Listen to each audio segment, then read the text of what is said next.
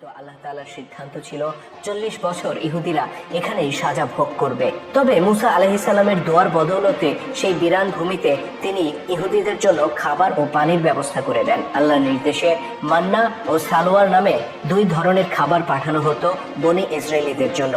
এগুলো ছিল আসমানি খাবার যা রান্না করে খেতে হতো না। অন্যদিকে পানির সমস্যা সমাধানের জন্য মুসা আলাইহিস সালাম আল্লাহর নির্দেশে তার সেই মজিজাপূর্ণ লাঠি দিয়ে নিকটস্থ একটি পাহাড়ের গায়ে আঘাত করলে সেখান থেকে ঝর্ণার সৃষ্টি হয়। ইহুদিদের 12টি গোত্রের জন্য আলাদা 12টি ঝর্ণার সৃষ্টি হয়, যেন পানি নিয়ে তাদেরকে কাড়াকাড়ি করতে না হয়।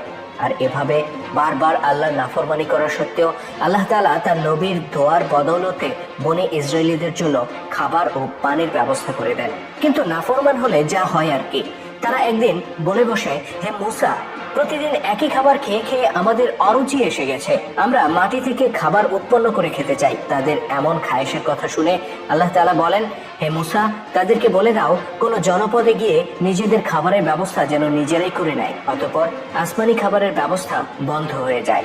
ইহুদিরা রওনা হয় নিকটবর্তী কোনো শহরের উদ্দেশ্যে, কিন্তু মনে রাখতে হবে 40 বছর তখনও পূর্ণ হয়নি। তারা শত চেষ্টা করেও 30 প্রান্তর ত্যাগ করতে পারে না। ফলে আবারও অনাহারে তারা মরতে শুরু করে। এবার আল্লাহ পাক তাদের প্রতি কোনো করুণা দেখান না। মুসা আলাইহিস সালামের নেতৃত্বে ইহুদিদের যে প্রজন্ম মিশর ছেড়েছিল তাদের প্রত্যেকের মৃত্যু হয় এই 30 প্রান্তরে।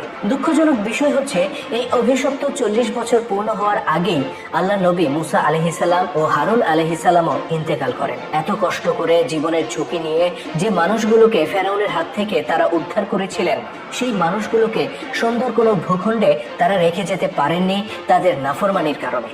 তবে 40 বছর পূর্ণ হওয়ার পর মুসা আলাইহিস সালামের একান্ত অনুগত শিষ্য ইউশার নেতৃত্বে বনি ইসরায়েলের পরবর্তী প্রজন্ম ফিলিস্তিনে প্রবেশ করার সুযোগ পায়। এই প্রজন্মের জন্ম হয়েছিল লোহিত সাগর পার হওয়ার পরে। তবে তাদের মধ্য থেকেও নাফরমানির রক্ত মুছে যায়নি। পরবর্তীতেও তারা বারবার